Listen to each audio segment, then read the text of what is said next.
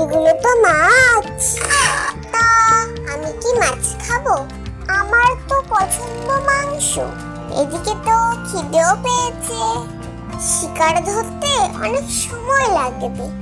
পরিশ্রম ছাড়াই খাবার খেয়ে নি বাবা। জঙ্গলের এক পুকুরে থাকতো কচ্ছপ ও তার ছানা।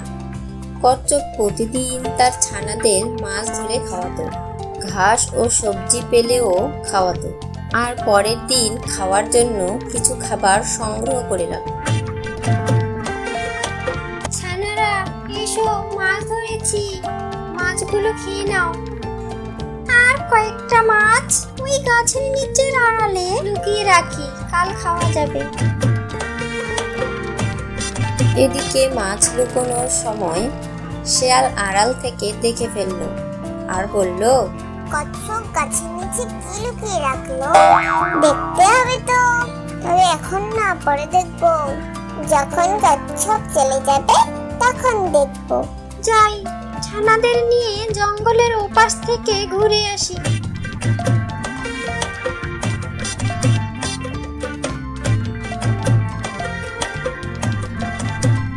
খুব খিদে পেয়েছে, শিকার করতে হবে।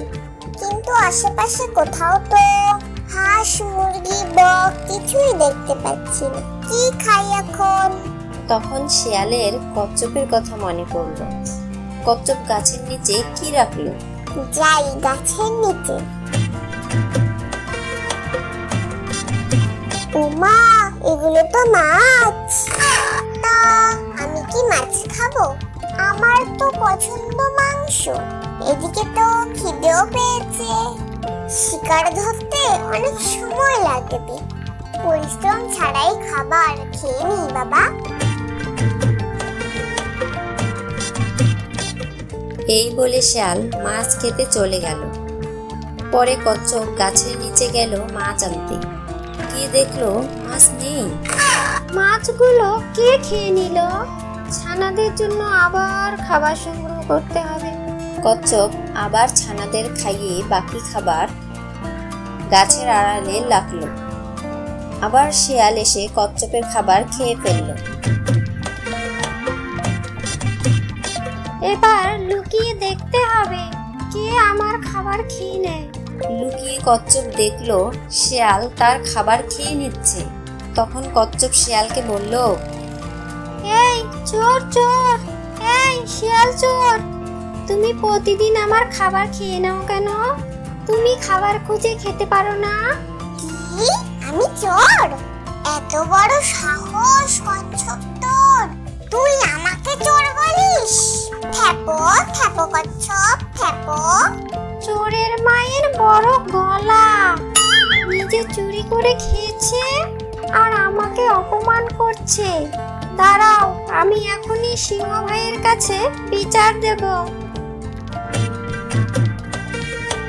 কচ্ছপ সিংহের কাছে সব কথা বলল। এরপর সিংহ শেয়ালকে ডেকে পাঠালো।